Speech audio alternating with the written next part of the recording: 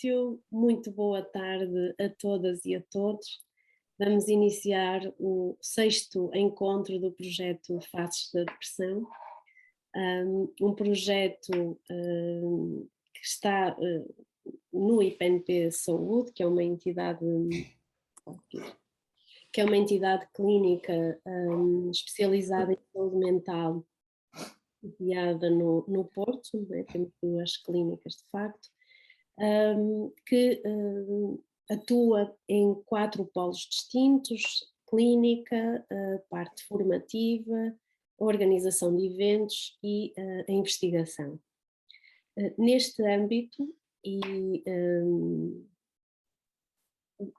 juntando estas várias valências, pareceu-nos de extrema importância refletirmos em conjunto uma temática que vai aparecendo imenso na clínica e nos contextos laborais, familiares, etc., aliando também no fundo um evento que é sequer científico, mas ao mesmo tempo um evento que procura desmistificar, falar com a sociedade em geral, profissionais, acerca de facto da depressão, trazendo sem dúvida os aportes mais recentes da investigação e de alguma forma também auxiliar na formação de profissionais e da população em geral.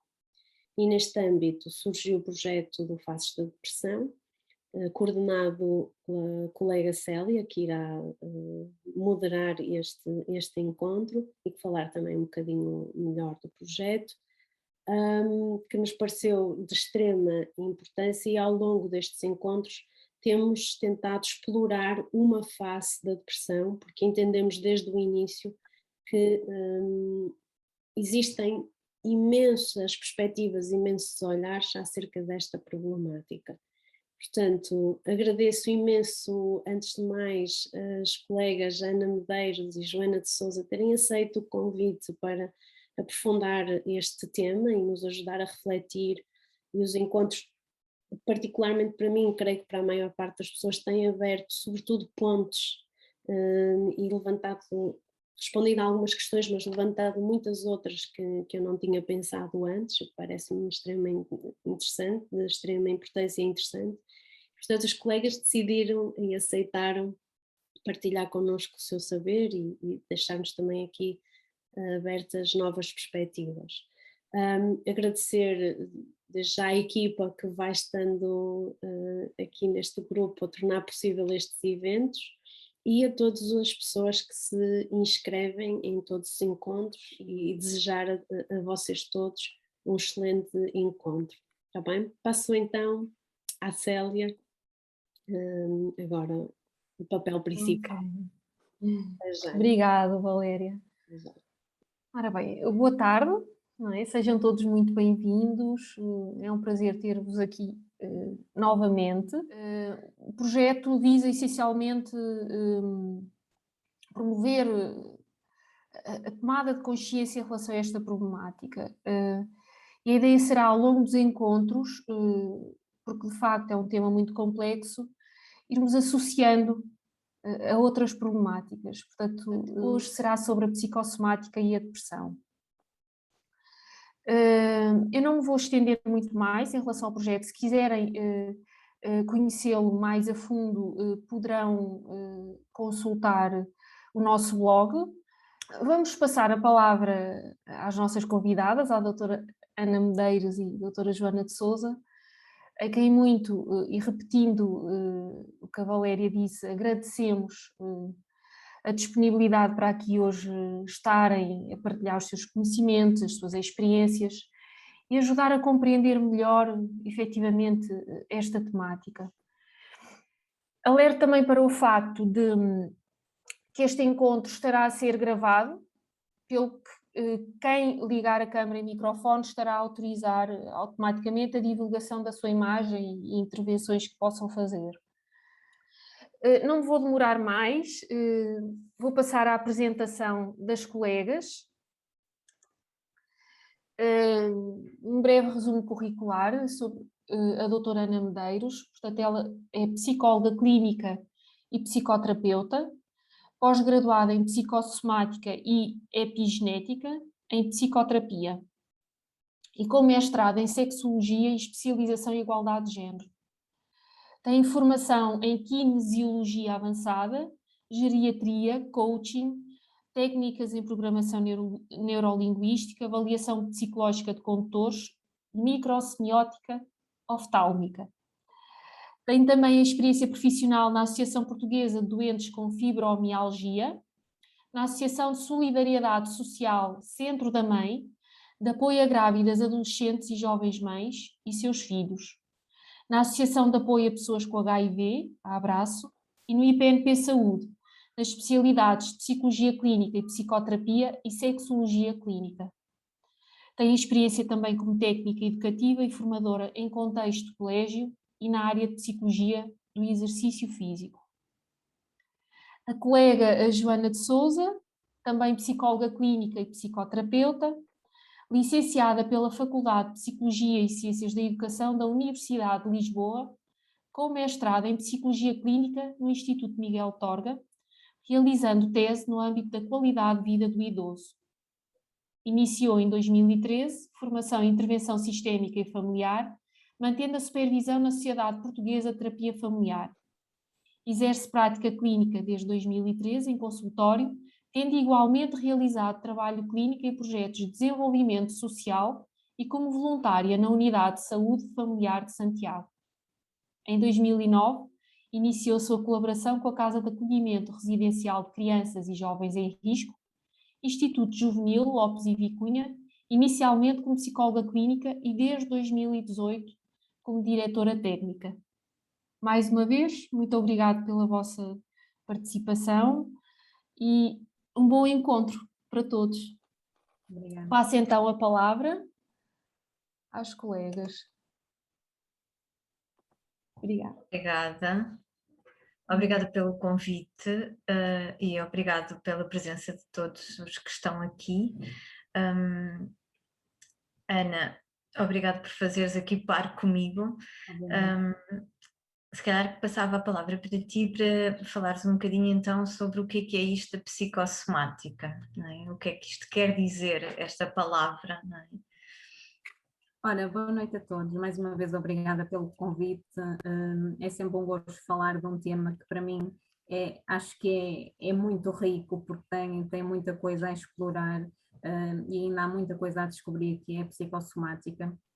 E de facto, acho que todos nós, em algum momento da nossa vida, tivemos momentos e acontecimentos menos positivos que, se tivéssemos estado atentos na altura, nós íamos perceber que já nesse momento o nosso corpo nos estava a dar sinais de que alguma coisa não estava a correr em conformidade com o que deveria ser. Então, a psicossomática, no fundo, a psicossomática olha a pessoa como um todo. Durante muito tempo houve aquela divisão corpo, mente, e aqui a psicossomática no fundo junta tudo. Ela acredita que nós próprios criamos as nossas doenças e exatamente por causa disso também temos o poder de cuidar delas, de curar essas doenças. E isso é feito de uma forma muito interdisciplinar. Nós somos afetados por inúmeros contextos na nossa vida, não é? E então aqui, se nós estivermos atentos aos pensamentos que nós estamos a ter no decorrer do nosso dia, no decorrer das nossas semanas, ou em determinados contextos, trabalho, família, relacionamentos afetivos, relacionamentos amorosos, o tipo de pensamentos que nós vamos alimentando, que reflexo tem no nosso corpo. E no fundo, Joana, sim, no fundo é esta relação entre aquilo que pensamos, aquilo que sentimos e depois a forma como o nosso corpo também vai reagindo, não é? Como os vários sistemas do nosso corpo vão reagindo. E nós vemos alguma sintomatologia, não é? Sintomas psicossomáticos, ou seja, sintomas físicos que o nosso corpo tem, relacionados com aquilo que pensamos e com aquilo que sentimos, nos vários sistemas também do nosso corpo. quer seja o cardiovascular, quer seja o sistema digestivo, quer seja a nossa pele, o sistema dermatológico, e também o sistema imunológico. E no fundo já há imensos estudos que vêm quer do campo da psicologia, quer do campo da medicina, que aliam estas duas áreas que durante muito tempo foram separadas, não é? A mente era uma coisa, as emoções eram outra coisa, o corpo era outra coisa, e hoje em dia há vários estudos que vão mostrando que existe uma relação entre todos eles e que estar bem num lado vai ter implicações boas nos outros dois lados e vice-versa. E nós falamos muito às vezes da doença, não é? E tu estavas a dizer quando às vezes há situações menos boas que nos ocorrem, a influência que vão tendo também no nosso corpo. Consegues dar alguns exemplos dessas coisas menos boas e, por exemplo, como é que o corpo responde a emoções menos boas ou a pensamentos menos bons? Por exemplo, algo que eu acho que todos nós já passamos um pouco por isso. Quando nós temos aquela tensão sobre os ombros, nós usamos muito a expressão parece que tem o peso do mundo nos ombros. E tem mesmo. E Sim. a verdade é essa. Por exemplo, quando nós temos problemas digestivos, o que é que nós não estamos a conseguir digerir na nossa vida? Que sentimentos é que nós estamos a guardar em nós que não estamos a conseguir digerir de uma forma mais saudável e adequada? Falaste em problemas de pele, por exemplo, Joana, e lembro-me de uma situação que na altura da minha especialização foi falada, por exemplo, para nós percebermos a capacidade que a nossa mente tem de influenciar o nosso corpo e criar de alguma forma problemas juntamente com as nossas emoções, deram-nos a situação de um senhor que quando se via agredido, quando se via humilhado, para não fazer frente às pessoas, guardava isso tudo para ele, e aquilo que acabou por acontecer foi ele deixou de desenvolver o tecido que faz parte da pele. Ou seja, ele foi-se anulando a ele próprio, ele tornou a pele dele cada vez mais fina, não é? Mais permeável. É quase como se o movimento deixasse ser para fora, porque não conseguia extravasar, e então foi-se metendo cada vez mais para dentro. E enquanto que noutra situação, por exemplo, pessoas que respondem de uma forma mais imediata à agressão, acabam por muitas das vezes criar um cancro de pele. Por isso, o cancro de pele torna a nossa pele mais grossa. E o que é que isso significa? A nossa carapaça, o nosso escudo protetor, torna-se maior, não é? E perceber estas ligações é muito interessante. É muito interessante. Ok, tu também disseste ainda há pouco, ainda vou voltar um bocadinho atrás, porque isso que tu estás a dizer eu gostava de explorar mais e aqui com quem nos está a ouvir também depois. Tu também disseste que, tal como quando as coisas más acontecem, o corpo reage, não é? E que nós também podemos cuidar do nosso corpo ou curar-nos com pensamentos bons ou com emoções boas. E realmente isso é uma arma que já é muito utilizada na medicina. Ou seja, nós ouvimos vários estudos e lemos vários estudos que provam que ter terapeutas do riso, por exemplo, nos centros oncológicos, aumentam o sistema imunológico das pessoas que estão a ser tratadas e que também melhoram a percepção de dor, ou seja, diminuem a percepção de dor nos doentes oncológicos ou nos doentes que têm dor. Ou seja, aqui também conseguimos ver noutras áreas e áreas muito médicas de que emoções positivas, pensamentos positivos, não é? E ouvimos muito no senso comum dizer, tens que pensar positivo, isso vai passar quando temos assim um diagnóstico de outra doença qualquer, e conseguimos inúmeros exemplos de que se tivermos uma atitude positiva para com as coisas, ou se tivermos pensamentos positivos ou momentos de emoções positivas, o nosso corpo também reage positivamente a isso e vai-se curando, até de outras doenças que apareceram. Ou seja, às vezes quando se fala da psicossomática, nós falamos como se fosse um sintoma de qualquer coisa ou uma doença de qualquer coisa, e no fundo era aquilo que tu dizias, é um conceito que alia o pensar, o sentir e o biológico do organismo humano num sistema que se retroalimenta. Exato. Depois tu estavas a dizer aí outra coisa que é, como às vezes os sintomas psicossomáticos, não, os sintomas físicos do nosso corpo são simbólicos de qualquer coisa, como se fossem uma forma de falar, não é? Em que não se utilizam palavras. E isso depois é outra destas características da relação que existe entre as emoções, o pensamento e o corpo, que é, nós quando nascemos, e às vezes também acabamos por ver alguns sintomas psicossomáticos nos bebés, os bebés não sabem falar, não é? E não conseguem ter esta ponte entre aquilo que eu sinto e uma expressão verbal daquilo que eu sinto. Depois, à medida que vão falando e que vão aprendendo palavras, já conseguem dizer as coisas de outra maneira, passam de um grito de dor ou de um grito de incómodo ou de um grito de chamar para palavras, não é?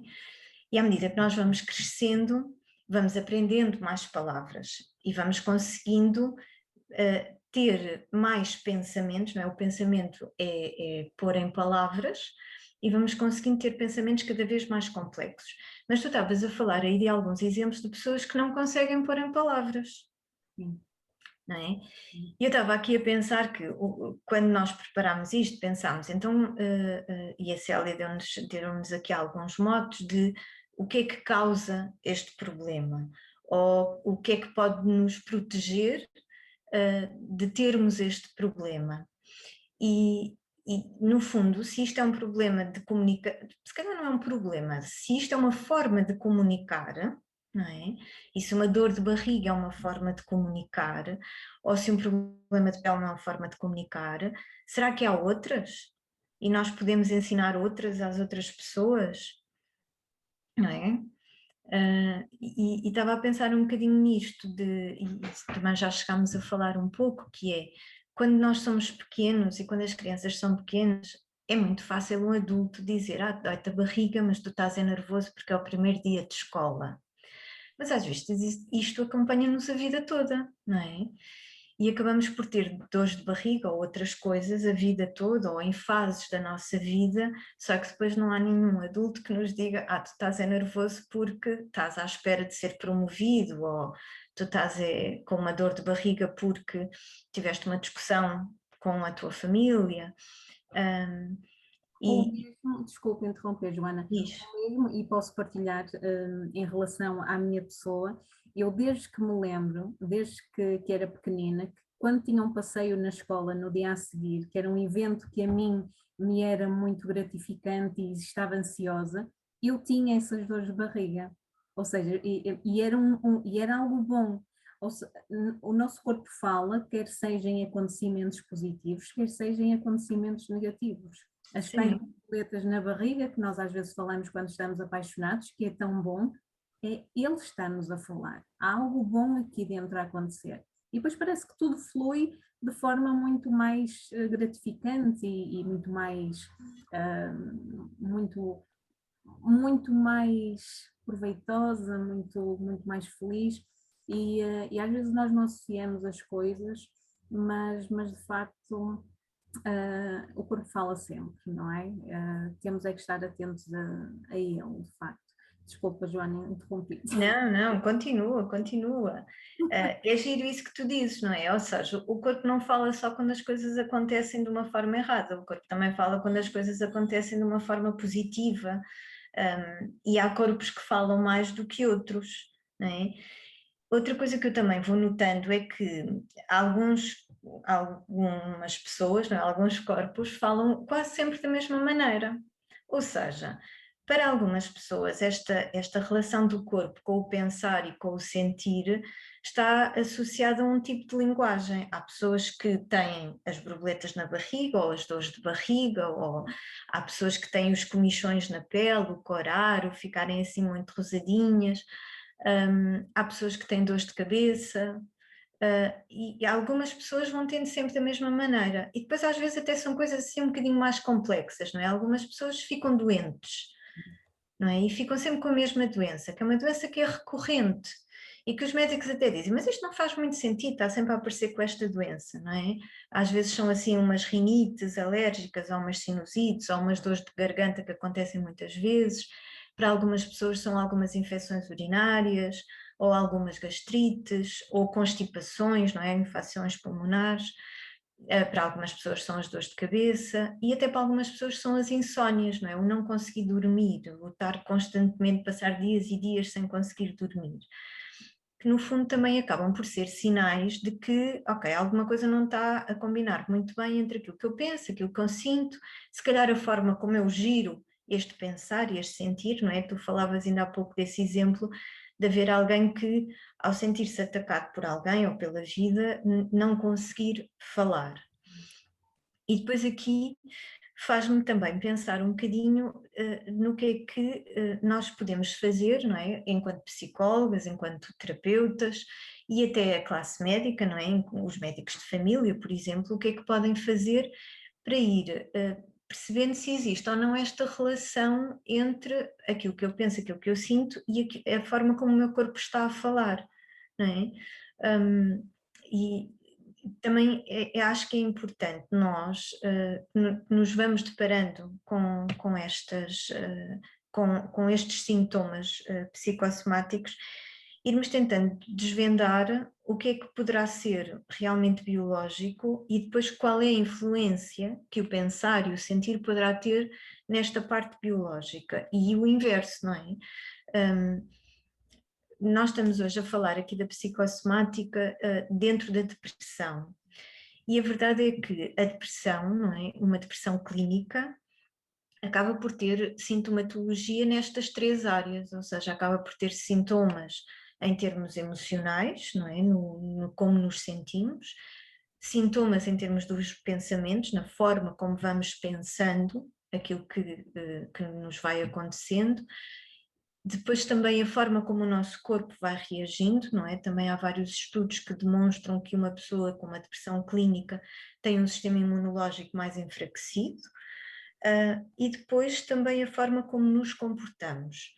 Agora se calhar passo-te um bocadinho a palavra para tu também nos explicares um bocadinho esta relação entre como é que é pensar de uma forma deprimida, clinicamente deprimida, não é? Não é só a tristeza, mas clinicamente deprimida, e como é que é sentir de uma forma clinicamente deprimida e esta relação que existe nas formas como o corpo depois vai falando. Olha, assim, mencionaste aí algo importante que acontece muitas das vezes e às vezes as pessoas não entendem o porquê. Realmente mencionaste a questão que as pessoas têm determinados sintomas, vão ao médico, o médico olha para estes sintomas, que no fundo é a parte orgânica, a parte física, mas o que é certo é que muitas das vezes esse problema volta a persistir. Então, o que é que acontece? No fundo, está-se a olhar para os sintomas, mas na realidade não se está a olhar para a causa, sobretudo para a causa emocional desses sintomas. Por isso, enquanto não se olhar para isso com olhos de ver, como eu costumo dizer, ou olhos de sentir, mais cedo ou mais tarde o problema vai persistir. E às vezes até se nota que as terapêuticas não resultam, não é? Que tomam antibiótico e aquilo não funciona, por exemplo. Uhum. Na depressão, a depressão, de alguma forma, eu li algo muito interessante, achei muito interessante, quando dizem que a depressão é uma doença de desconexão. Uhum. Nós estamos desconectados, provavelmente com um trabalho que não gostamos, que não nos é gratificante, com uma vida familiar que não nos é rica, com relacionamentos amorosos que não são gratificantes e são tóxicos muitas das vezes, Mas sobretudo nós estamos desconectados com nós mesmos, nós estamos desconectados com a nossa essência, nós estamos desconectados com os nossos sonhos, os nossos projetos, algo que nós guardamos mais intimamente e que já esquecemos. Ou seja, nós na depressão nós até perdemos a capacidade de sonhar, não é? E ao desconectarmos dessa forma, eu acredito que chega a um ponto em que o corpo tem que falar mais alto para dar sinais de alerta do género: para, olha para o que está à tua volta, vê se é isto mesmo que tu queres, precisas fazer mudanças. Muitas das vezes as mudanças são dolorosas, são assustadoras, muitas das vezes as pessoas preferem manter-se no que é confortável, no que é conhecido, porque ao menos já conhecem aquilo, não é? Na depressão há muito aquele medo da mudança, o medo de magoar os outros, mas no fundo estão-se a magoar a eles próprios, estão-se a meter para dentro, há aquele movimento para dentro, não é? E às vezes há aqueles movimentos do desprazer, não é? Ou seja, tudo aquilo que me dava prazer deixou de me dar prazer e depois parece que é como se o sistema de retroalimentação interno deixasse de existir, não é? Não faço nada que me dá prazer, deixo de sentir prazer e depois aquilo que eu também noto muito na depressão é nós já nem sentimos desprazer, é uma neutralidade, não é? É quase como se deixássemos de estar reativos ao mundo, mas o nosso corpo começa a reagir.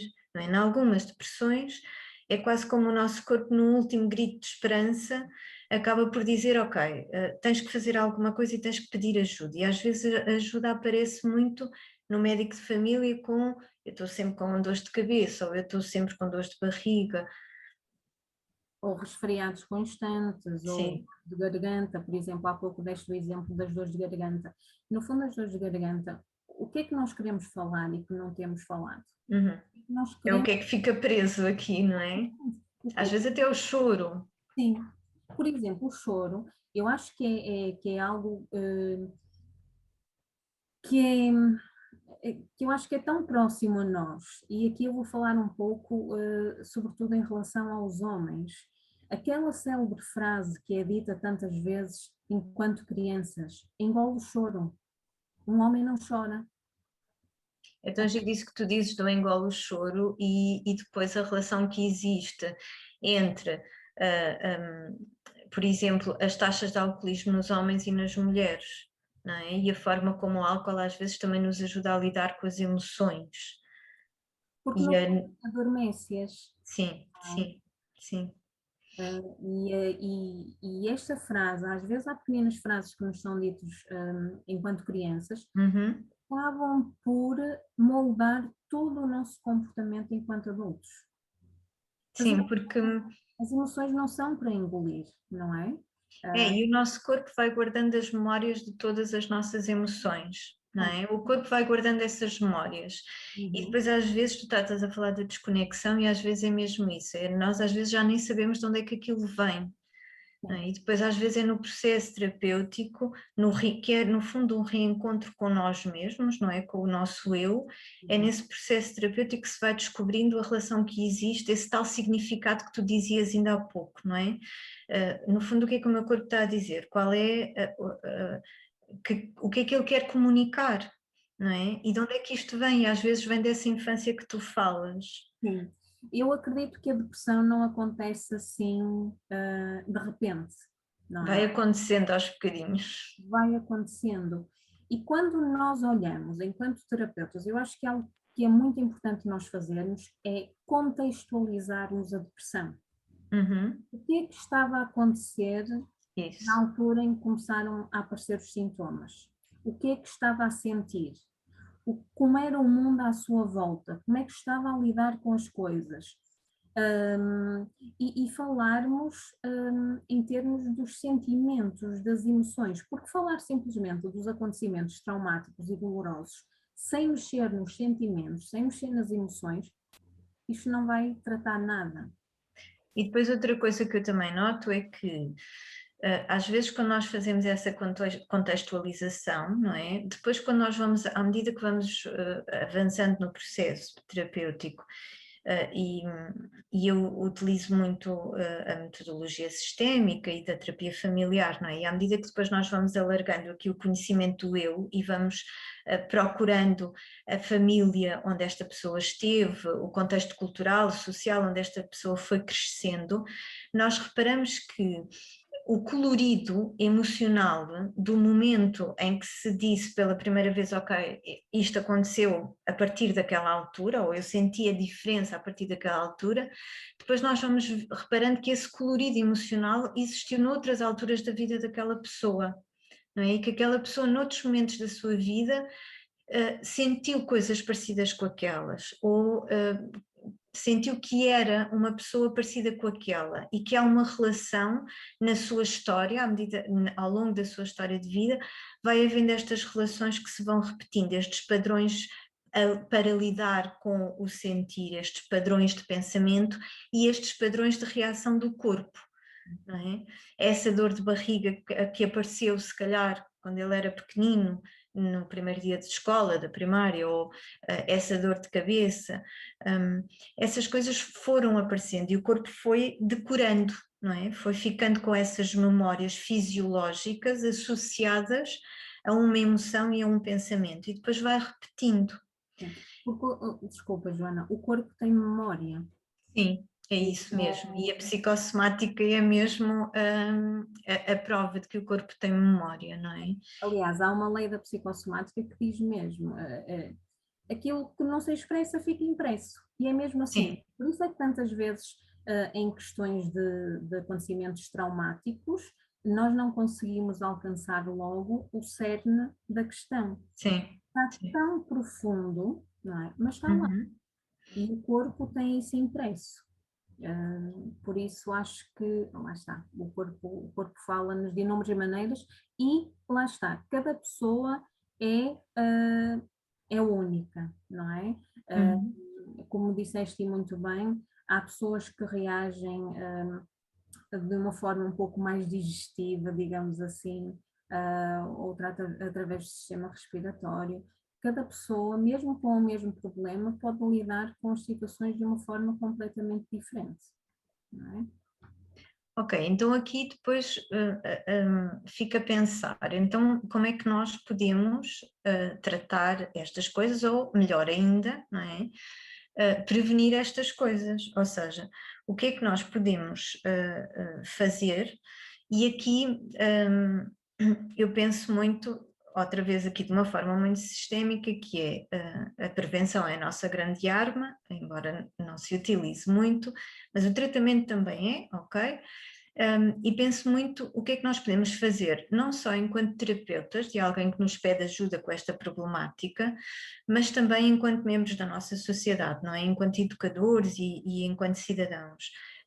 O que é que nós podemos fazer como psicólogas para ajudar a comunidade onde vivemos, para ajudar os sítios onde trabalhamos, as pessoas com quem vamos trabalhando em vários contextos, não é? Porque acabamos por trabalhar aqui em vários contextos e não só no contexto clínico, mas o que é que nós podemos fazer para ir prevenindo que estas coisas aconteçam, não é? E nós já falámos aqui de várias coisas, não é? Que isto é uma forma do corpo comunicar, que esta forma de comunicar tem um significado, não é? Quase como há um dicionário que tem que ser descoberto, que pessoas que conseguem reagir às emoções ou gerir melhor as emoções ou os pensamentos conseguem não ter tanta sintomatologia física. E fica a pensar o que é que nós podemos fazer enquanto comunidade, não é? E enquanto sociedade em geral, para prevenir este tipo de coisas de acontecer. E depois tu também disseste outra coisa muito importante, que é a depressão é uma desconexão destas coisas todas, não é? É o desconectar o pensar, o sentir, o biológico que há em nós e se calhar até o fazer, não é? Nós dizemos uma coisa e fazemos outra, ou pensamos uma coisa e depois obrigamos-nos a não fazer aquilo que pensamos ou aquilo que sentimos.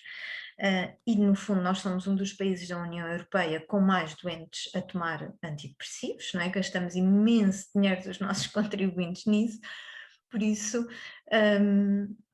se calhar também temos que repensar aqui formas de prevenir uma doença que está a ser tão debilitante na nossa sociedade, não é? Há imensas pessoas que estão em baixas médicas e que não estão a trabalhar, que não são membros produtivos da nossa sociedade porque têm depressões. Há imensas pessoas que estão a tomar antidepressivos para se manterem a funcionar. E depois isto também tem impactos em termos familiares, em termos conjugais, muito grandes, não é? Já para não falar que a sintomatologia psicossomática, principalmente aquela que é recorrente e que é mais grave, depois também é extremamente debilitante, não é? Nós já demos aqui alguns exemplos de alguns sintomas psicossomáticos, e que acabam por ser impeditivos, muitos deles, e para muitas pessoas, acabam por ser impeditivos de um normal funcionamento. As pessoas não conseguem ir trabalhar ou não conseguem trabalhar com a qualidade ou com a produtividade que conseguiriam se não tivessem esta problemática, se não tivessem a depressão, se não tivessem uma depressão com sintomatologia psicossomática, ou se não tivessem constantemente doentes, não é? 1 e 2 e 10 vezes por ano. E aqui penso muito também na literacia emocional, não é? E no ensinarmos e promovermos formas das pessoas conseguirem não só saber o que é que sentem, não é? Porque nós vamos notando, e se calhar tu também notas na tua prática clínica, que há muitas pessoas que nem sabem muito bem o que é aquilo. E qualquer coisa, não é?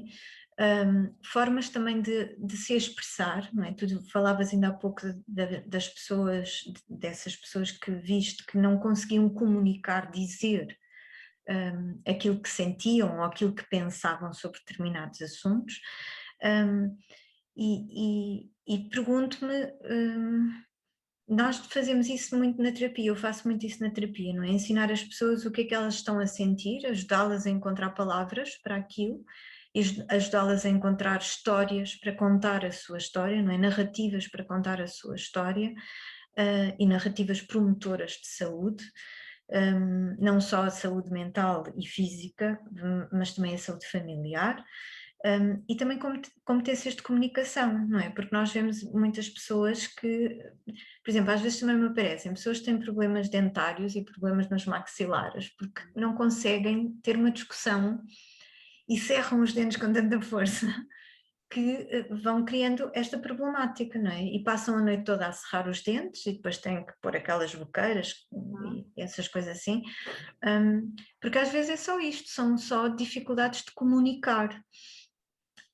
E também, como às vezes nós aprendemos a responder às situações emocionais de uma determinada maneira, que pode ser esta psicossomática, e não arranjamos outras formas, não é? É como se não houvesse variedade nas respostas emocionais que vamos tendo àquilo que nos vai acontecendo. Eu acho que isso também é fruto um pouco da nossa sociedade, especialmente dos tempos que nós estamos a viver hoje. Uhum. Onde é que há lugar para pensarmos nas nossas emoções? Não é? Muitas das vezes nós temos que fazer pura e simplesmente frente às situações e nós aí usamos o nosso racional. E há pessoas que têm extrema dificuldade em parar para pensar, mas para pensar de uma forma emocional e muitas não sabem como fazer. Por isso, em consulta é muito importante e acho que é ótimo aquilo que fazes, Joana, de colocar as pessoas a falar das emoções. Se nós, a partir do momento que elas estão a partilhar algo connosco, se nós colocarmos a questão, ok, então enquanto nos está a dizer isso, o que é que está a sentir? E onde é que está a sentir? É no estômago? É no peito? É nas costas? E as pessoas às vezes podem levar essas questões com alguma surpresa, porque provavelmente nunca ninguém lhes colocou essa questão. Então agora eu estou-lhe a contar e está-me a perguntar o que é que eu estou a sentir na barriga, nas costas, que estranho, mas depois vai fazer sentido. Obriga-os de alguma forma a estar em contato com o seu próprio corpo e ter essa associação mente, corpo, sentimentos, pensamentos, e eu acho que isso é muito importante e ajuda imenso, porque hoje em dia, se conseguirmos ter um tempo para pensarmos de uma forma emocional nas questões que nos acontecem e com que temos que lidar no dia a dia, é um luxo. As pessoas estão muito no racional, mas faz-nos falta a parte emocional. Sim, eu acho que está muito no racional e é isso. Eu acho que era aquilo que tu dizias, é o tempo, não há tempo, não é? Nós vivemos numa sociedade muito rápida em que as coisas acontecem muito depressa, temos vidas muito ocupadas, não é? E vidas muito exigentes, e realmente às vezes não há tempo para parar para pensar, ou para parar para dar-nos ao luxo, não é? Porque acaba às vezes por ser um luxo de sentir as coisas.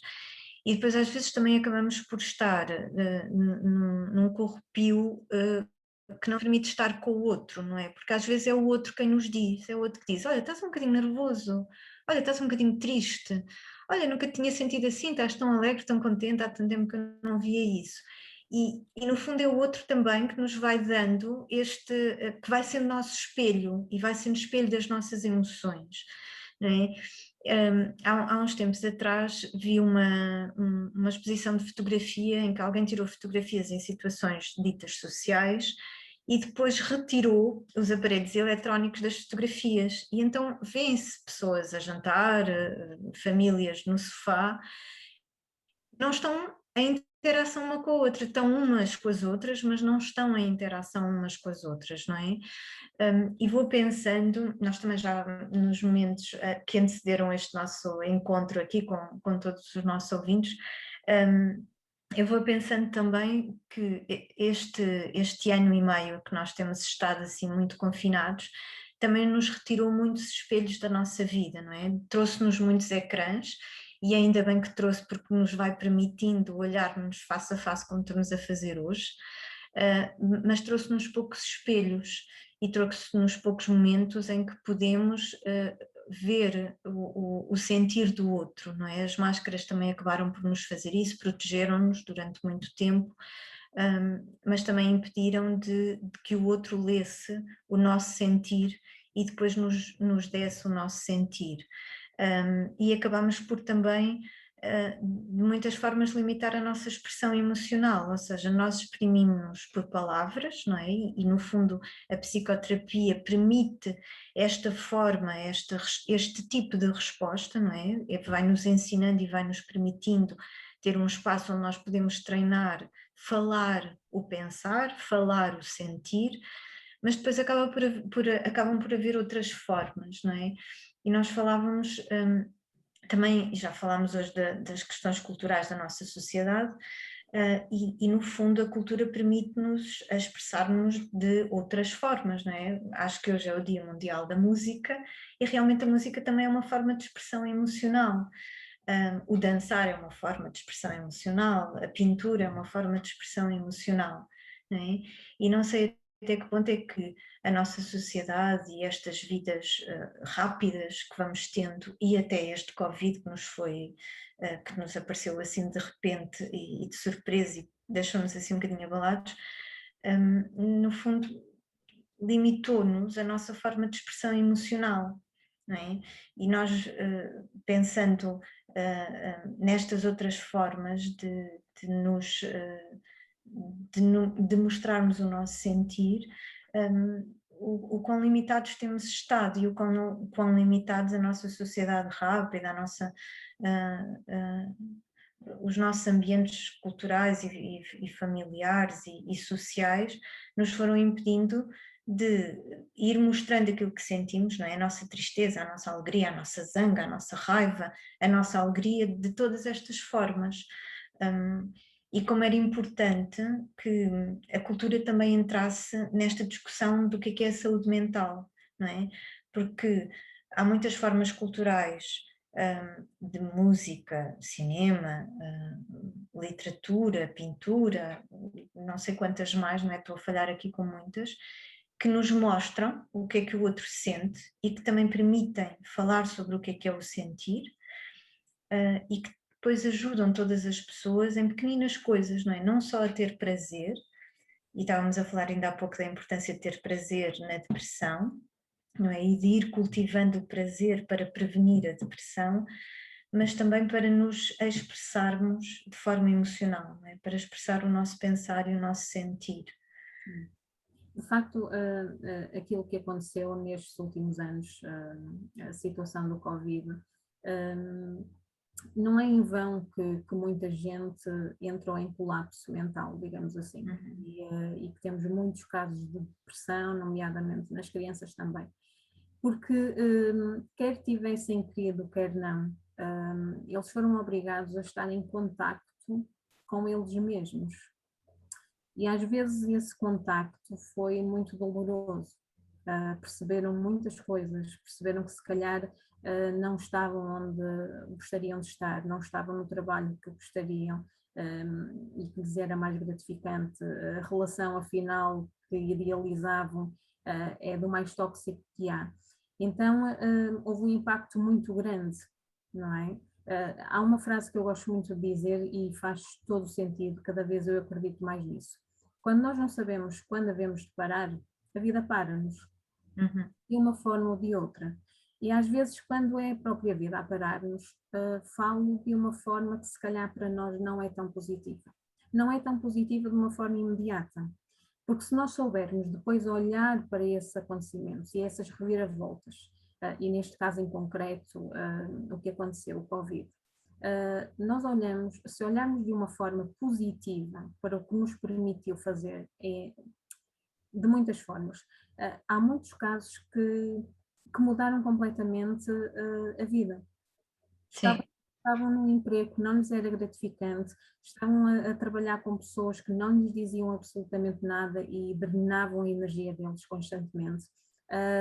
Estavam em relações que os estavam a matar por dentro e tiveram a coragem de dar essa reviravolta. Às vezes estes acontecimentos que nos obrigam a parar, se nós tivermos essa coragem de olhar para eles no seu todo, se calhar conseguimos dar reviravoltas muito positivas na nossa vida. Sim, permitem-nos construir, não é? Pegar num acontecimento menos positivo e utilizá-lo como trampolim para construir qualquer coisa. Sim, sim.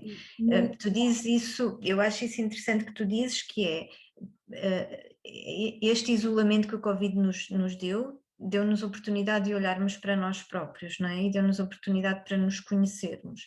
E às vezes até deu oportunidade a algumas pessoas para trabalharem a relação com os outros, não é? E para estarem mais disponíveis para os outros.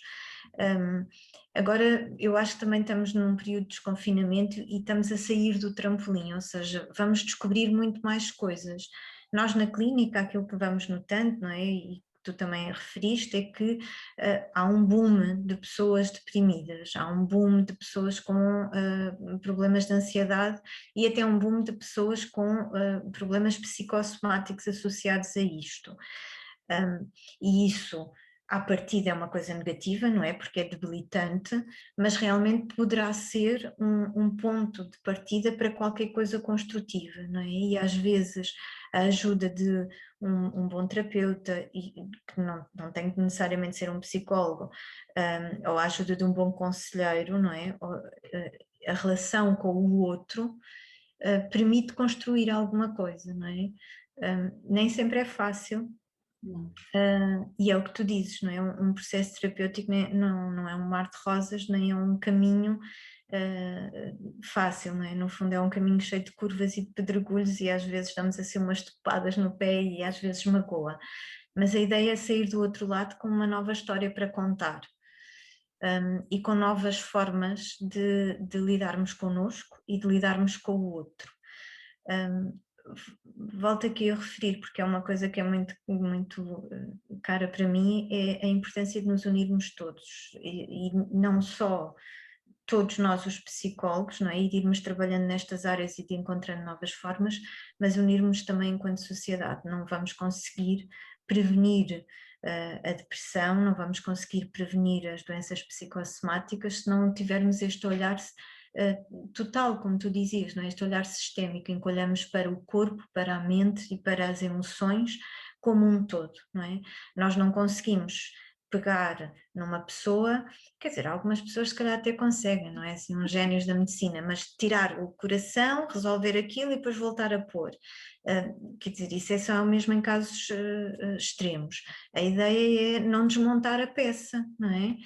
E no fundo é isso que nós queremos, é não desmontar a peça, não desmontar aquele ser humano e ajudá-lo a construí-lo. E fazemos isso, sim, com a ajuda da psicoterapia, mas também fazemos isso com os professores, com os artistas, com os músicos, com os médicos, com a vizinha do lado, com o nosso companheiro ou companheira de sofá, com os nossos filhos, com os nossos pais, com as outras pessoas que são muito importantes para nós, os nossos amigos.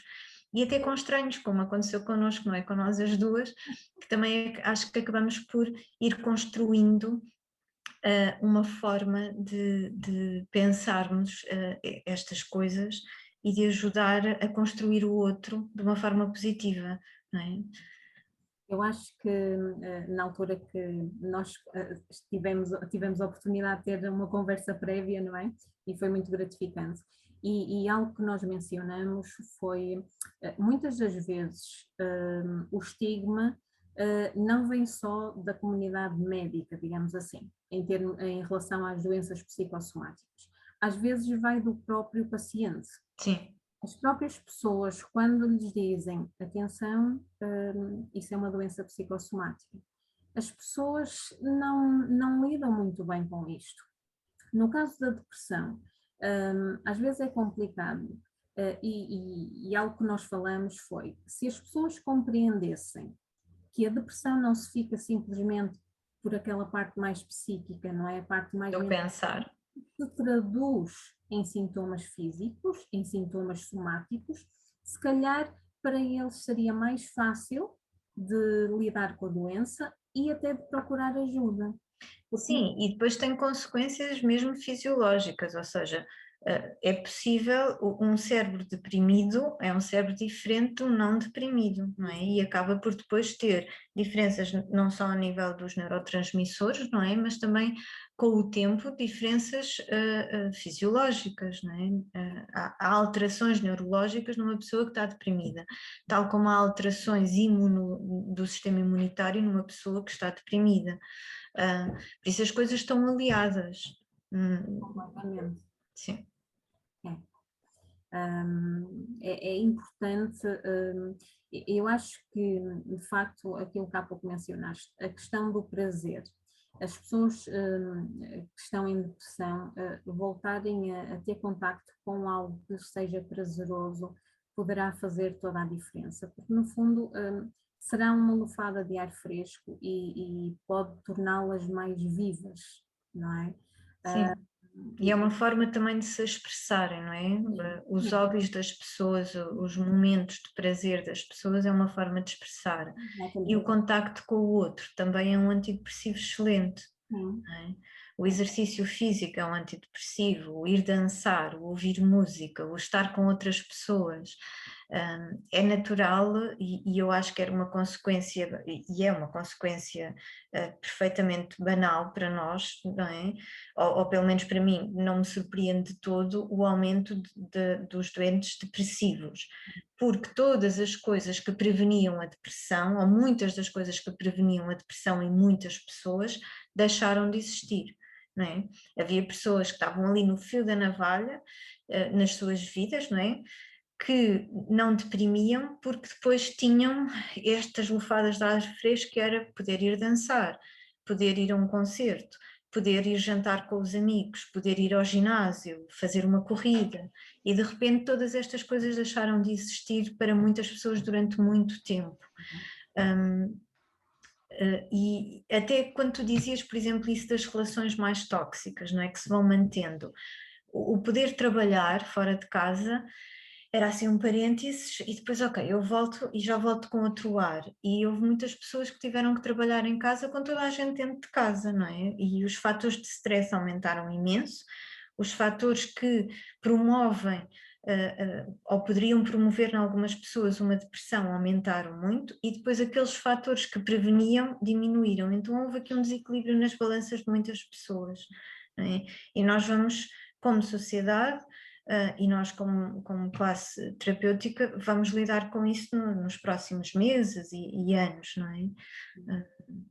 E sim, por exemplo, em relação à questão de podermos extravasar as nossas emoções, nomeadamente através do exercício físico, da dança, as pessoas não se podem esquecer. Há aquela ideia, ok, exercício físico é ótimo, faz muito bem à saúde. Mas nestes casos, mais do que fazer exercício físico, é procurar algo que dê realmente prazer. Não é exercitar-se só porque sim, porque isso mais cedo ou mais tarde não vai dar resultado nenhum. É sentir prazer naquilo que aquilo lhe dá. Uma simples caminhada, nem que seja em silêncio, para estar em contacto consigo mesmo. Trabalhar a respiração. Às vezes as pessoas não têm noção do quão superficial é a nossa respiração. E no caso das pessoas com depressão, é muito, muito superficial. Sim. Parece que as pessoas estão ali no limiar, não aprofundam nada. É quase como se já não existissem. Então há que voltar a arranjar a forma de se voltarem a reconectar, a conectarem-se com elas mesmas, a voltarem-se para dentro, de uma forma muito mais saudável, não é?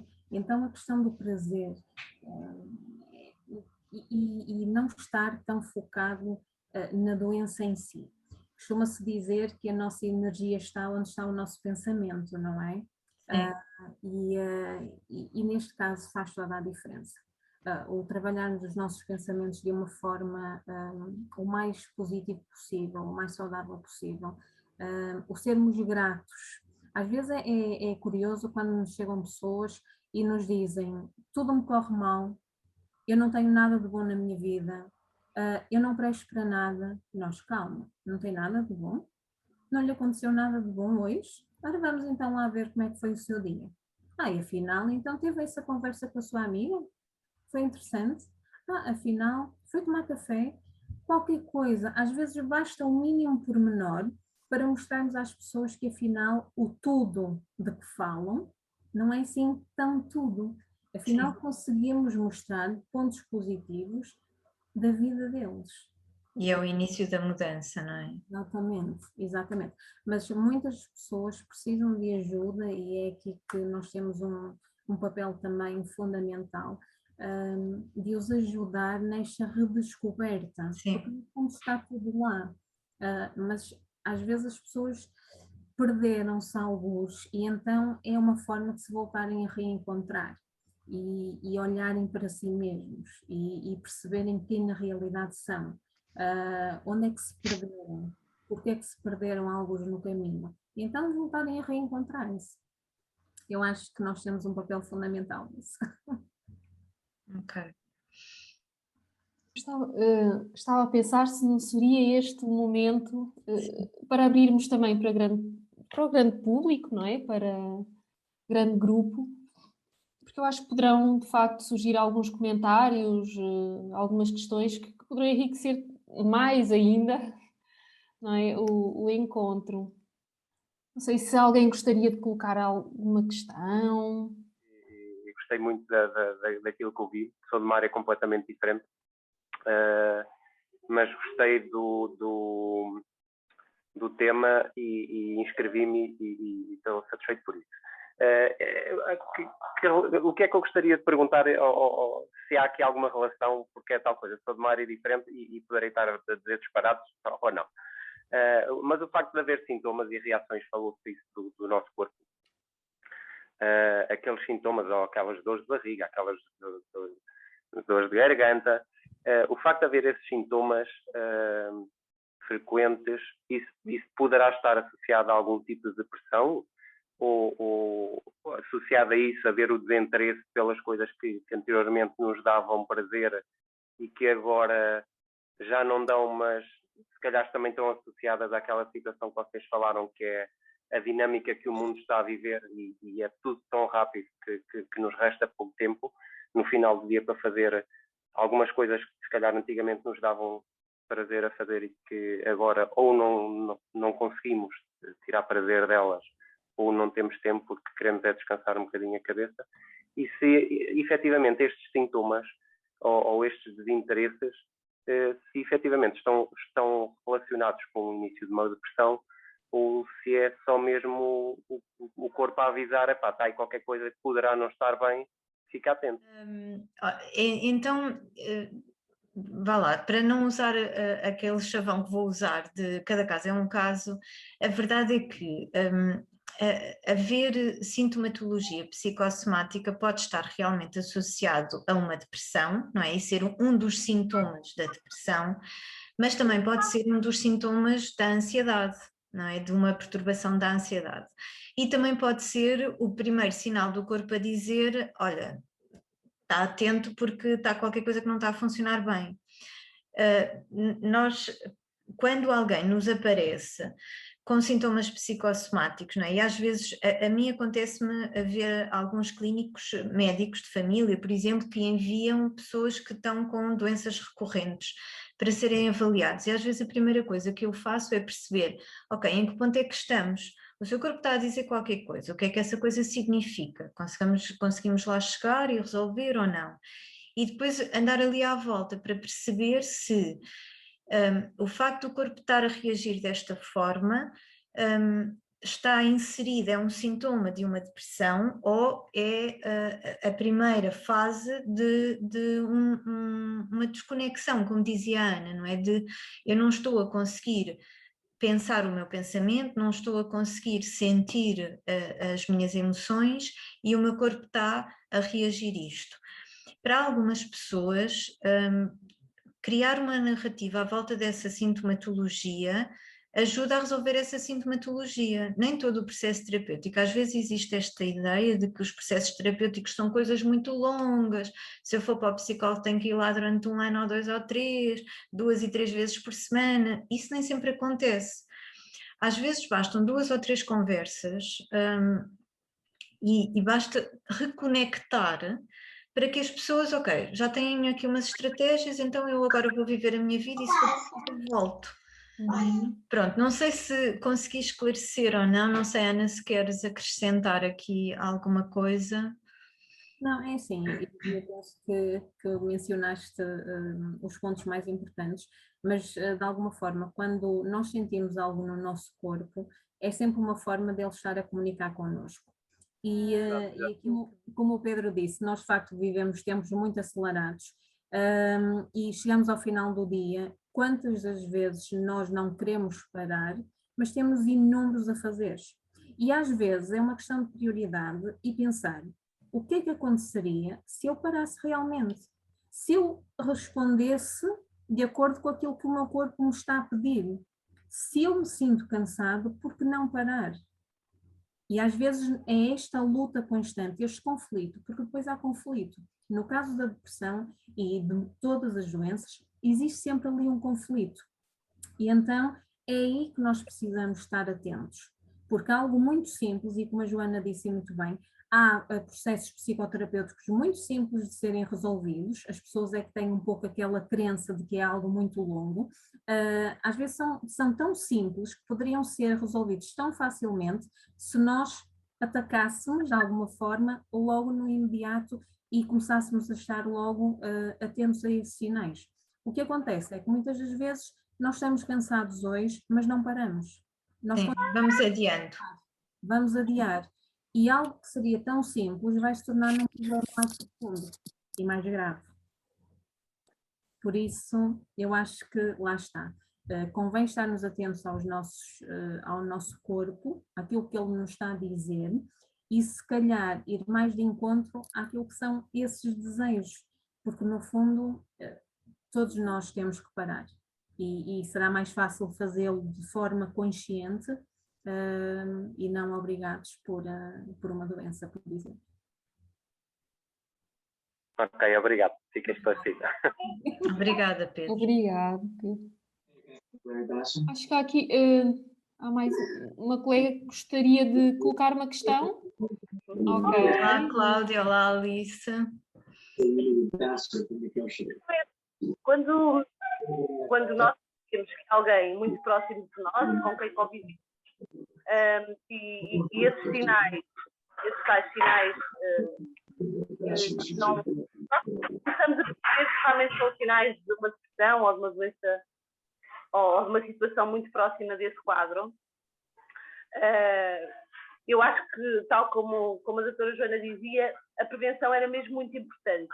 Não se faz, e nós que estamos ao redor de todos uns dos outros e que temos que estar ligados e atentos uns aos outros dessa forma. E a minha pergunta é, se nós percebemos esses sinais de alguma forma, porque também cada vez mais falamos sobre eles e temos consciência deles, como é que nós, de uma forma informal, porque não somos técnicos especializados, podemos ajudar as pessoas que estão à nossa volta? Porque como é que nós podemos ajudar neste trabalho de prevenção? Não é? Como é que nós podemos estar mais conectados?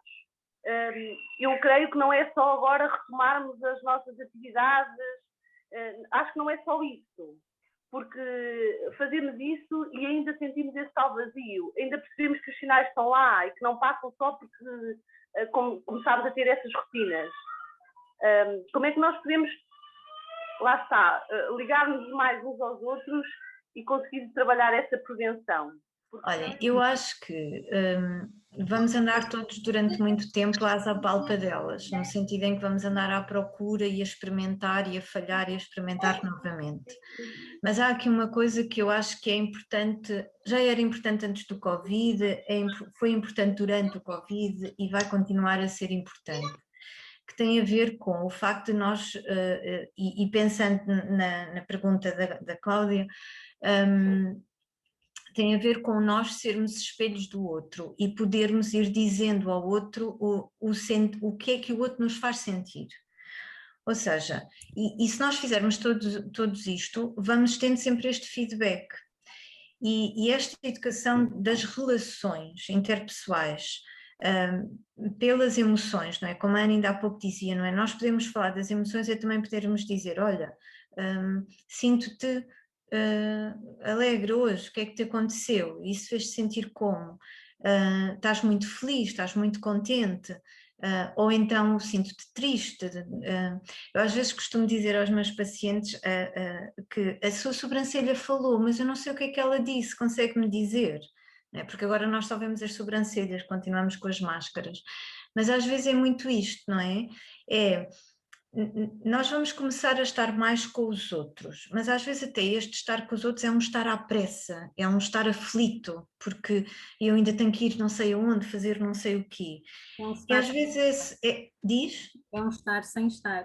Sim, é um estar sem estar, e é um estar sem devolver, sem dizer aquilo que estamos a sentir, não é? E às vezes é só isto. Eu acho que a nossa sociedade, as nossas famílias, o espaço onde trabalhamos, os espaços onde estudamos, às vezes não nos dão espaço para nós estarmos, não é? E para sentirmos.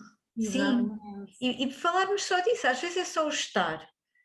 Olha, estou aqui a beber um café no intervalo, não é? Os intervalos de trabalho, beber o café no intervalo de trabalho, às vezes é nessas alturas em que nós nos conectamos com estas partes emocionais e podemos ouvir dos outros alguém nos dizer, olha, pareces cansada, parece que estás meio maluca agora, não é? Tenho sentido assim diferente do que te sentia, e isso é um começar a falar das coisas. No fundo também é isso que os terapeutas vão fazendo no início, fala-me então do que é que está a sentir, não é? Ou quando as pessoas aparecem na consulta e nós dizemos, hoje parece-me um bocadinho cansada, quero falar sobre isso. E nós também temos isto no nosso dia-a-dia, não é? Com a nossa família, com os nossos amigos, com quem vamos agora começar a estar mais, nós também podemos fazer isso. E às vezes é só isto, é só estar. Antigamente havia muitos momentos em que nós estávamos a apanhar seca, estávamos numa fila da repartição das finanças a apanhar seca e falávamos com a pessoa ao lado, hoje isto está a demorar muito, não está? E isso é um começo, e tudo isso se perdeu. Ganhámos imensa coisa, ganhámos imenso tempo, não é? Porque temos as novas tecnologias e já não precisamos de ir para a repartição das finanças. Às vezes nem precisamos disso para o supermercado, porque o supermercado nós fazemos a encomenda online e vem, e temos tempo. Mas o que é que nós fazemos com esse tempo? Arranjamos mais trabalho, arranjamos mais tarefas, arranjamos mais formações e acabamos por não arranjar mais pessoas e mais momentos com pessoas, E cada vez há menos momentos de estarmos ali só, não é? Estarmos sentados no café só. Eu às vezes sento no café só a olhar para as pessoas e as pessoas estão sempre a fazer qualquer coisa, não estão só. E o estar é também o sentir, é também falar sobre o sentir. E eu não sei se isto vai resultar ou não, nem sei se resulta ou não, mas eu acho muito importante nós termos muitos momentos em que não estamos a fazer, estamos, só estar. Depois as coisas vão surgir, a conversa vai surgir. Não podemos é estar a fazer alguma coisa, não é? Porque se tivermos as mãos ocupadas, temos a cabeça também ocupada com aquilo que está a passar-se nas mãos. Não é estarmos a aguardar que a pessoa partilhe connosco a resposta à pergunta que lhe fizemos e enquanto isso estarmos a mexer no telemóvel, por exemplo. Nós não estamos conectados. Estamos conectados, não é? Com o telemóvel, mas não estamos ali. Sim. E a pessoa do outro lado sente isso e não se vai sentir suficientemente confortável para partilhar algo tão íntimo que são os seus sentimentos, as suas emoções. Porque muitas das vezes é tão complicado trazermos para o dia a dia e para os nossos discursos aquilo que nós estamos a sentir, o nosso mundo emocional, não é? Que a partir do momento que encontramos ali uma barreira, porque acaba por ser uma barreira, fica ainda mais complicado. E se nós já sentimos que se calhar estamos tão sós, vamos nos sentir ainda mais sós e mais desconectados e mais para dentro. Nós não nos podemos esquecer que o nosso lado emocional é como um músculo. Nós devíamos olhar para isto como um músculo.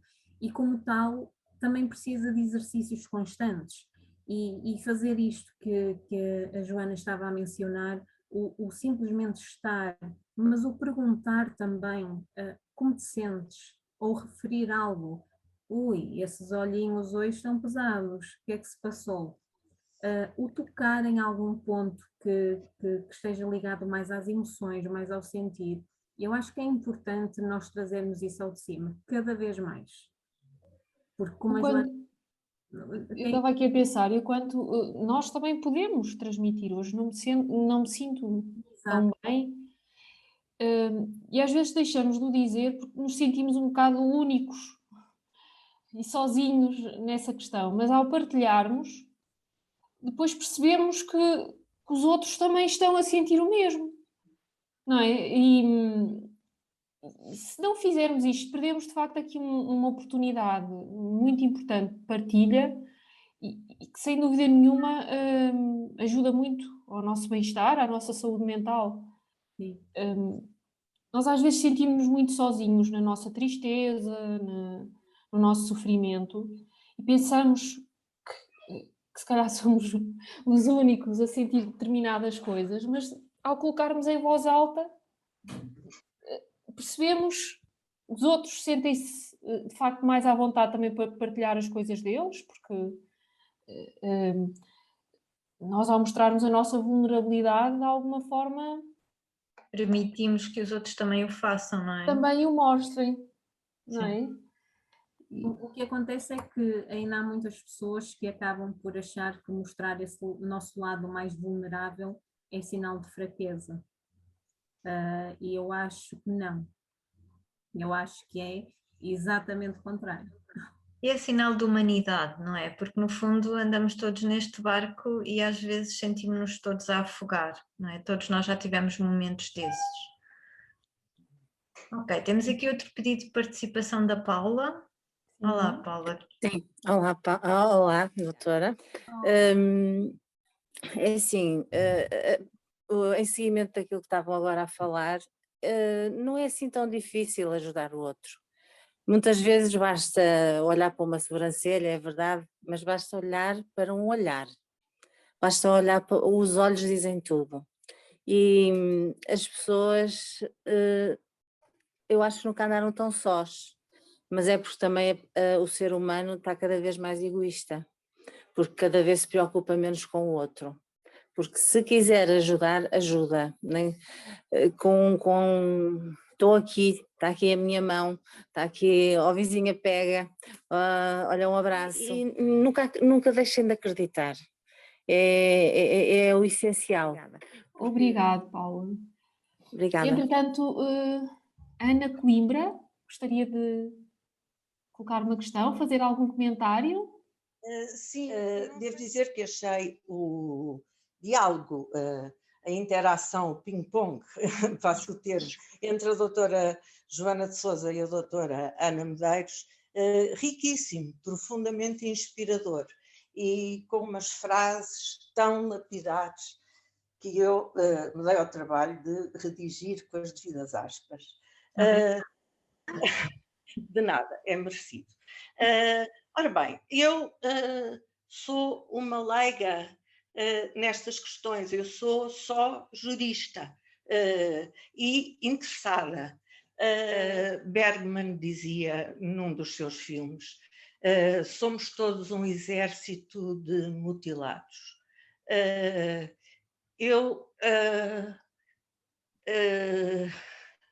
Porque não tenho a autoridade de uma pessoa como o Bergman, direi que somos todos uns analfabetos emocionais.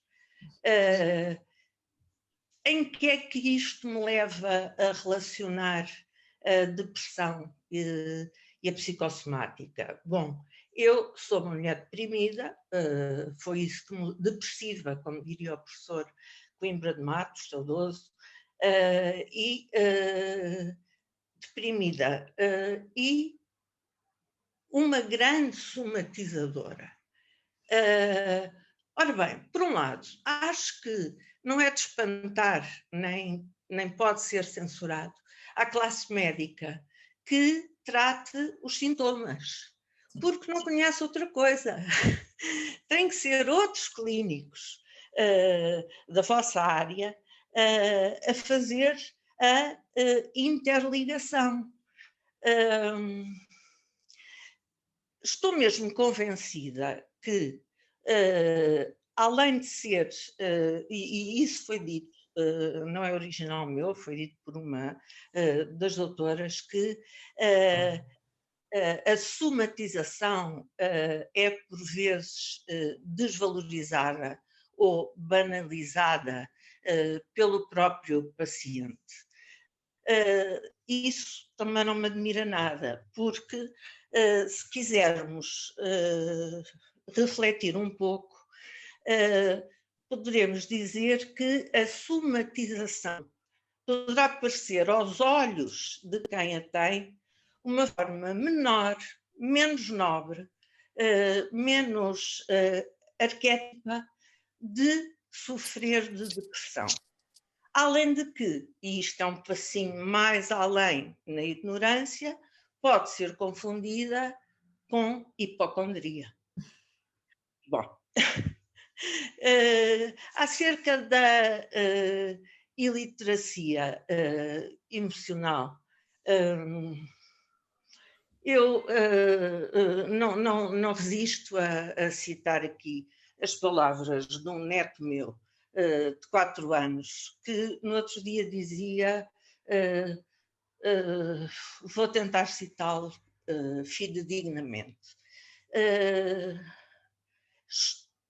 não sei explicar o que sinto, estou confuso, estou baralhado com as minhas emoções. Bom, ele tem 4 anos, depois passa-se para o universo dos adultos, inclusive com alguma cultura dita geral, e encontra-se a mesma atrapalhação a lidar com as emoções. E, de facto, se a pessoa não tem tempo, isto vem entre aspas, não ter tempo, para se debruçar sobre os seus sentimentos e as suas emoções, bom, uma desculpa não desculpante. Estamos treinados, desde há muito, para a produtividade, para a competitividade exacerbada. Corre-se. Agora, não ter tempo para as emoções, para nos debruçarmos sobre as nossas emoções? Bom, eu diria que isso é a expressão última, a expressão mais acabada de um verdadeiro analfabetismo emocional. E repito uma das frases que aqui foi dita e que não é de nenhuma, segundo percebi, não é da autoria de nenhuma das doutoras, se não paramos, a vida para-nos. Portanto, não é parar. Concentrar-nos sobre as emoções não é parar. Acho que a vida foi-nos dada como uma oportunidade de aprendermos. E é isso que, enquanto as minhas capacidades cognitivas e emocionais se mantiverem, eu farei até o resto da vida. Pronto, era o meu humilde contributo de só jurista. Muito obrigada por me. Obrigada. Obrigado, nós. Ana. Muito obrigada. Obrigado. Doutor José, Olá. que bom ouvi-lo.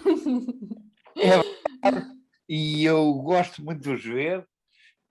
Nós também. De dizer que a Joana não pôde estar presente porque está no estrangeiro, mas que me pediu para dizer que mandava um beijinho a todos e que queria estar presente, mas ela está no estrangeiro, não pode. Um Queria beijinho também para ela. bem, especialmente a Joana, que já não vejo há uns anos. Encontrarmos nas Caldas da Rainha. Espero que tudo esteja a correr melhor com ela e por isso tenho sabido que sim. Sim, sim. Obrigada. E queria só dizer que este testemunho último da Ana Coimbra acho que é extremamente importante para pensarmos estas coisas. A Ana Coimbra limita-se a dizer que cada um é o que é e temos que aceitar o que somos e perceber e conhecer e perceber o que se passa connosco. Foi só isto que ela disse, mas disse de uma maneira que me tocou. E é por isso que eu estou a partilhar isto convosco. Acho que é muito importante o que a Ana Coimbra disse. Obrigada, doutor José. Alguém falava no bate-papo também, Célia, de que era importante, qualquer coisa como era importante falar destas questões na escola, não é? Na escola, certo. Emocional. Eu acho que sim, que é falar destas coisas na escola, desde o início, não é? É falar destas coisas na escola com os professores que vão estar com os alunos, porque não é preciso haver uma disciplina de literacia emocional, embora se calhar até tenha que haver, mas é preciso ir ensinando e realmente frisar aqui esta coisa do ensinar, ir ensinando as pessoas que estão em contacto com os outros de algumas questões, de algumas competências emocionais. E aí são todas, não é? A forma como nós somos atendidos no café, no supermercado, na repartição das finanças, a forma como os professores interagem com os seus alunos, seja de que idade for, como a enfermeira interage com os seus pacientes, como a auxiliar da ação educativa interage com os alunos no recreio, o auxiliar de cuidados de higiene interage com o idoso, pode ter sempre e deve de ter sempre estas questões emocionais à flor da pele. Alguém disse um toque, a forma como nós tocamos, só o toque, o tom de voz, o olhar, não é? Foram algumas das coisas que as nossas participantes foram referindo aqui. Essas coisas fazem toda a diferença e fazem uma diferença abismal. Não é? E a importância do cuidado da forma como nós comunicamos com o outro em todas as situações da nossa vida vai fazer diferença. a forma como nós comunicamos com o outro, com o olhar, com o toque, com o tom de voz, vai fazer diferença. E aí todos nós podemos participar, não é? Voltando também ao início, quando a Cláudia dizia o que é que nós podemos fazer qualquer coisa todos os dias, connosco e com os outros. Exato. É muito importante, utilizando aquela velha expressão, não é? É de pequenino que se torce o pepino. E começarmos logo cedo a trabalhar nas emoções e essa literacia emocional que a Ana Coimbra falou e muito bem, eu acho que fará toda a diferença nos adultos de amanhã. Aquilo que acontece é que muitas das vezes, eu acredito que isso não seja feito mais vezes nas escolas, porque lá está, quem é que acaba por ajudar ao desenvolvimento psicoemocional das crianças? São adultos. E às vezes é muito complicado para esses adultos estarem de encontro e conectarem-se com os seus próprios sentimentos, com as suas próprias emoções.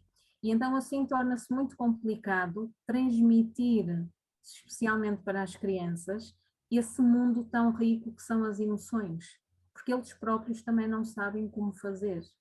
Por isso isto depois é uma pescadinha de rabo na boca, como se costuma dizer, não é? Tínhamos que ir mesmo lá atrás, à criança desses adultos que estão a ensinar as crianças como desenvolver esse lado emocional, porque eu acho que faz toda a diferença. Faria. Sim, sim. Oh, Ana, eu estou de acordo consigo. Estou de acordo consigo. Só que há um problema. É quando de pequenino se torce o pepino, não se deixa crescer o pepino. Às vezes é. E esta é uma questão importante também para nós. É claro que o pepino crescido é indigesto, é uma chatice. Mas ele tem que crescer. Não é? Há aqui várias perspectivas que temos que pôr, enfim, em equação e tentar perceber como é que vamos lidar com isto tudo. Porque vocês tocaram aí em pontos extremamente importantes. Mas, de facto, o pepino não se torce em qualquer altura. Tem que ser numa altura própria. Está a ver? Desculpe lá eu ter dito isto. Não. Utilizou a expressão que eu utilizei. Perfeitamente tranquilo. Se calhar trazia aqui duas achegas. Uma em particular, e que foram falando durante a comunicação, e também a Ana Coimbra trouxe isto através do neto, não é? Que a criança traz sensações corporais que muitas vezes os adultos não traduzem e não dão sentido, e por outro lado, e a par, muitas vezes reprimem, não é? Quando a criança tem uma série de expressões do corpo, tendem a desvalorizar, não é? E a não a introduzir num chavão que está a chamar a atenção. Isto, e se assim for, está a chamar a atenção a quê? Portanto, esta chega dos adultos serem tradutores dos sinais e sintomas corporais, por um lado. Por outro lado, e sobre os programas de desenvolvimento emocional, que é algo que me é muito próximo, porque estou envolvida, e temos um projeto, eu, a Susana, a Cristina também faz parte, em que nós queremos de facto desenvolver um projeto, já fizemos vários programas de estimulação ao desenvolvimento emocional, mas normalmente são muito usando a linguagem e a palavra, retirando o corpo. E o nosso objetivo, também junto com a Marisalva Favre, que é uma colega que trabalha a par comigo, trazer também o aporte do psicodrama, de pôr o corpo em ação, porque o corpo tem memória, como vocês diziam, e portanto colocar as crianças em situações não só linguísticas e do pensamento, mas também corporais, para que depois perante situações saibam de facto também estar conseguir resolver. E aí também um tema com a Susana, não é, que são os neurónios espelho, que também resolvem problemas através da observação do comportamento do outro, não é só da palavra, é da observação. E usarmos de facto estas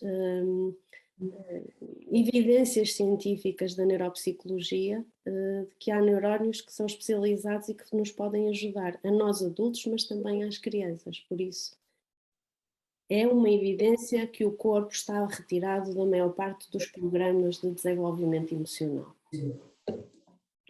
Valéria, já agora, desculpem, a ouvir-te, fez-me pensar que, para além de envolver o corpo, era envolver os adultos. Também. Às vezes o que eu sinto é que os adultos preparam poucas crianças, talvez porque não saibam como as preparar para esta leitura emocional.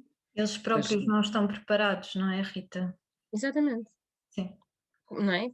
E se o foco for só nas crianças, agora ao ouvir a Valéria pensei, e por que não envolver os outros, não é? Numa Esse é visão mais outro dos nossos objetivos, envolver os professores, mas também os pais neste processo. Exatamente. Por isso, é só assim partilhar um dos nossos objetivos muito próximos. Obrigada pela partilha, Valéria. E quem se quiser juntar a nós pode de facto fazê-lo, que nós... Oh, Valéria, eu diria mais, quando se trabalha com crianças e neste contexto tão precoce, que é o nascimento de uma linguagem que é corporal também, não podemos ter só como aliados os pais. Temos que ter os professores. Faz parte do próprio processo. Tudo o que é importante para a criança tem que estar envolvido. Não sei se estão de acordo. Absolutamente. Para mim, quanto mais integração, porque a saúde mental baseia-se nisso, na integração, na adaptação, na autonomia, tudo isso. Mas a base está na integração. E o próprio sistema de ensino tem que integrar isto e a evolução da criança e o desenvolvimento de cada um. E isto é tramado, porque nós temos escolas que têm turmas com 40 alunos. Não pode ser. Temos que começar a atender a cada um. E é preciso, muitas vezes, o auxílio da escola para podermos fazer. Aí a Ana e a Joana sabem melhor do que eu, porque eu não sou muito sistémico, mas a verdade é que é importante que neste sistema estejam presentes as pessoas que são fundamentais no desenvolvimento da criança nesse momento. A escola... Sim. E a palavra que me vem também, e que haja coerência, não é? Naquilo que é comunicado entre os vários contextos. Coerência salva. De não deixar o confuso, como dizia o neto da Ana Coimbra, não é? Fica confuso com as suas emoções e também com os outros, porque vai receber mensagens contraditórias. O confuso é o contraditório. E, como dizia o Stoller, e mais tarde num artigo do Garcia Badaraco, isso aparece muito claramente, o fundamental é que não haja linguagem contraditória. Por isso é quando se faz uma aliança com uma criança. Não é com a criança, é também com o ambiente. É com a escola, é com os pais. Às vezes os psicólogos têm uma certa relutância em falar com a escola. Não. A escola é fundamental. 1/3 da vida das crianças passa-se na escola. Sem dúvida. Se não há essa aliança, nada feito. É absolutamente, estou em total acordo e absoluto com o que defende, não é? A mim particularmente está a saber muito bem. E terminamos de facto, fez todo sentido falarmos acima de tudo de emoções, não é? De aceder a emoções, a expressar emoções, alfabetizarmos mais a nível emocional. Eu gostaria de partilhar algo que foi a Joana a propósito de algo que a Joana comentou, que foi sobre o papel também ali um bocadinho de psicoterapeuta, o quanto ele coloca ali alternativas da relação, não é? Permitindo que de facto o paciente veja outras coisas para além das relações que foi vendo e que foi presenciando, foi sentindo ao longo do tempo. E é de facto na relação com o outro saudável, que podemos de facto sentir alternativas diferentes. Isto remetendo muito para a importância também do psicoterapeuta. E quantas vezes nós percebemos no olhar dos nossos pacientes uma certa estranheza por fazermos determinado comentário, não é? Quase como se aquilo fosse totalmente novo. Por estarmos a apresentar uma leitura diferente, não é? Certo. Sim. Ok, pronto. Se calhar fechávamos e passávamos então à doutora Susana. Bem, eu também não resisto só a comentar aqui que acho que hoje voltámos à casa corpo. No outro dia ouvi a doutora Patrícia Câmara falar do desaparecimento do corpo na pandemia, em que comunicamos sem corpo, atrás de ecrãs, atrás de computadores. E os jovens comunicam muito nas mensagens de texto, onde não há corpo, não há expressão facial, não há toque, não há cheiro. E acho que esta comunicação nos trouxe de volta ao corpo. Vamos olhar o corpo, vamos viver a vida também com o corpo. Quando a tecnologia é inerente também e que aumentou imenso com a questão da pandemia, porque a tecnologia exacerbou ainda mais esse distanciamento do corpo, e acho que hoje nos trouxe um bocadinho a casa. E a forma como o corpo está em comunicação constante com o pensamento e com o que sentimos e com o sistema imunológico e com os outros sistemas. Para mim, que sou neuropsicóloga, faz todo sentido, o substrato neuronal é o mesmo. Não há volta a dar-lhes. Mente e corpo estão no mesmo sítio. Por isso acho que esta comunicação foi muito, muito interessante, no sentido de que nos veio trazer a realidade e veio-nos trazer a casa. Obrigada. Obrigada. É tão bonita essa frase, Susana. Fui sentindo enquanto vos ouvia. E agradeço-vos imenso esta partilha, esta sintonia da vossa conversa, que fluiu aqui, mas como usando a expressão de alguém, que é este ping-pong entre a Joana e a Ana, que foi sempre fantástico. Obrigada. Eu agradeço a todos os participantes, a todos que ainda estão aqui connosco e que nos têm acompanhado, a todos os que se juntaram a nós e que têm feito parte deste grande encontro também, que não se extingue nos terapeutas e na equipa organizadora. Mas claro, também quero agradecer à equipa que tem cuidado e tornado possível estes momentos, e num projeto que já está quase a fazer um ano, e que se prolongará durante mais um ano. Por isso convido-vos a todos, estando presentes, a acompanhar-nos nestas reflexões. Sem as reflexões do público não há encontro também. E é o objetivo deste projeto também, esta aproximação à comunidade e desconstruir estes temas psicossomáticos. O que é isso? Eu acho que hoje já ficámos a saber um bocadinho mais. E por isso queria convidar-vos também para o próximo encontro, que irá decorrer no dia 26 de novembro, às 19h, em que vamos abordar a conjugalidade e a relação com a depressão, ou seja, a relação de casal e a relação com a depressão. Contamos com a presença da doutora Maria Manuel Moreira, aqui presente connosco, e da doutora Ana Sousa Martins, psicólogas clínicas, terapeutas familiares e do casal.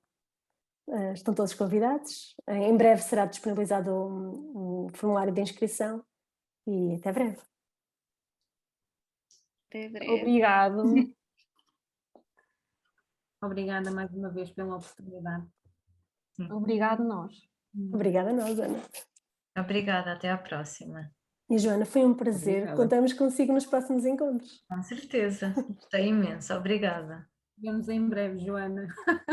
Até breve.